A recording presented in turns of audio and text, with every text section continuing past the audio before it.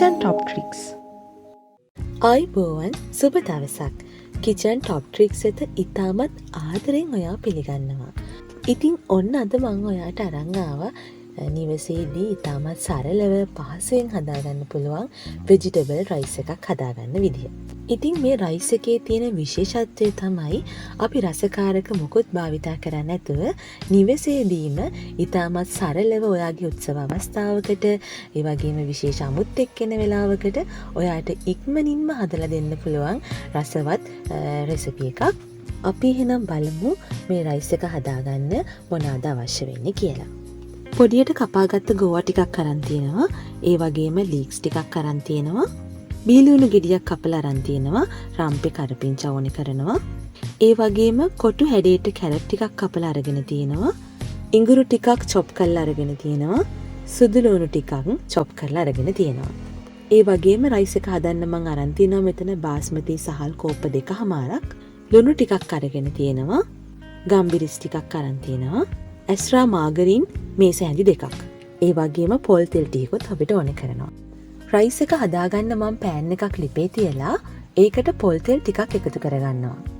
පොල් තෙල් ටික හොඳින් රත් වුණයින් පස්සේ චොප් කරලා ගත්ත ඉඟුරු සුදු ලුණු සහ හීනියට කපාගත්ත බීලුණු ටික තෙල් වලට එකතු කරලා බැද ගන්නවා.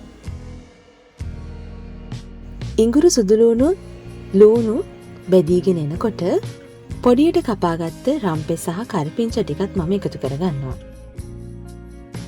රම්පේ කරපිංචා ටික බැදීගෙන එනකොට ඇස්රා මාගරින් මේස හැඳි 2 පෑන් එකට එකතු කරගන්න.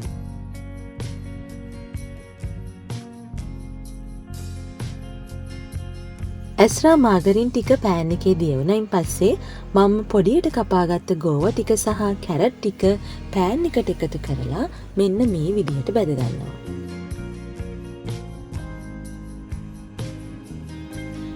ඉතින් එළවලු බතක් හදනකොට අපි සැලකිලිමත් වෙන්න ඕනේ විශේෂ කාරණයක් තියෙනවා. ඒක තමයි අපි එළවලු බත හදනකොට අපි භාවිතා කරන එළවලු වර්ග ගොඩාක්ම තැම්බෙන්නේ නැති වෙන්න අපි මේ තෙල් වල බැද ගන්න ඕනේ. ඉතින් තප්පර 40ක් 50ක් අතර කාලයක් පෑන් එකේ තියෙන එළවලු ටික බැදුනයින් පස්සේ මම රසය අනුව ගම්බිරිස් සහ ලුණු කුඩු එකතු කරගන්නවා. ලුණු එකතු කිරීමේදී සැලකිලිමත් වෙන්න අපි භාවිතා කරන ඇස්රා මාගරින් වලත් ලුණු රසය තියෙනවා. ඉතින් ඔයා මේ වෙලාවේ සැලකිලිමත් වෙලා ලුණු අවශ්‍ය ප්‍රමාණයට දාගන්න වග බලා ගන්න.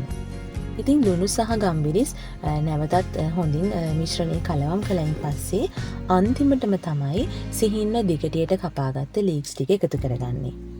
ඉතින් ලීක්ස් ටිකත් එකතු කරලා හොඳින් මේ එළවලු මිශ්‍රණය කලවම් කරගන්නවා. ඉතින් එළවලු වල වර්ණය රැකගෙන ඉක්මනින්ම අපි රයිස් ටික එකතු කරලා විරලා කලවම් කරගන්න ඕනි. ලීක්ස් ටිකත් දාලා තප්පර 15ක් 30ක් විතර ගියයින් පස්සේ මම බත් එක එකතු කරගන්නවා පෑන් එකට එකතු කරලා මෙන්න මේ විදියට හොඳින් කලවම් කරගන්නවා.